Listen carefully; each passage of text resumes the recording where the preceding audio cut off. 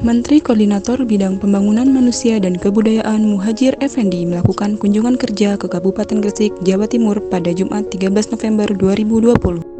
Dalam kesempatan itu, Menko PMK bersama Kepala BPOM, Deputi Bidang Restrukturisasi Usaha Kemenkop UKM, Wakil Gubernur Jawa Timur, Bupati Gresik, dan jajaran pimpinan tinggi Madya dan Pratama Kemenko PMK berkunjung ke beberapa unit UMKM yang ada di Kabupaten Gresik.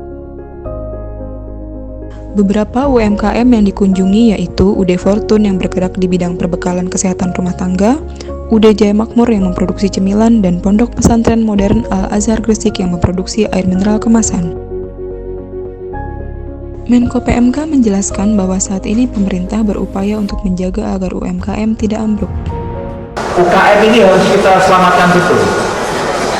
Pabrik-pabrik besar penting, tapi pabrik besar itu sudah besar. Tapi yang kecil-kecil UKM ini kalau nggak diselamatkan, tadi itu merepotkan nanti. Karena angkatan kerja sebagian besar itu di UKM.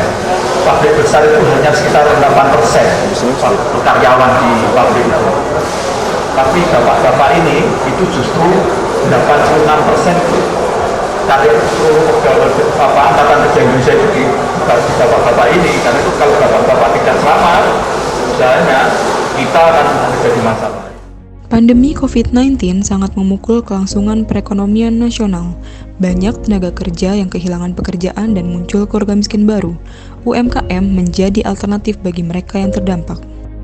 Berdasarkan data dari Kemenkop UKM, jumlah pelaku UMKM di tanah air mencapai lebih dari 63 juta. Hal ini tentunya diharapkan dapat menjadi alternatif bagi masyarakat yang terdampak pemutusan hubungan kerja akibat pandemi COVID-19. Jadi industri besar itu sebenarnya tidak menyerap tenaga kerja banyak-banyak, share-nya hanya sekitar 15%.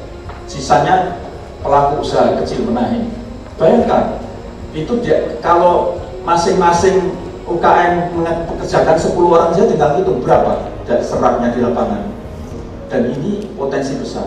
Sebagai upaya menjaga kelangsungan UMKM, Menko PMK menyerahkan perizinan usaha pada beberapa pelaku usaha mikro kecil dan menengah, berupa nomor izin edar, sertifikat pangan industri rumah tangga, sertifikat cara pembuatan obat tradisional yang baik bertahap, dan sertifikat pemeriksaan sarana oleh Balai untuk beberapa pelaku UMKM di bidang makanan dan obat tradisional di Kabupaten Gresik.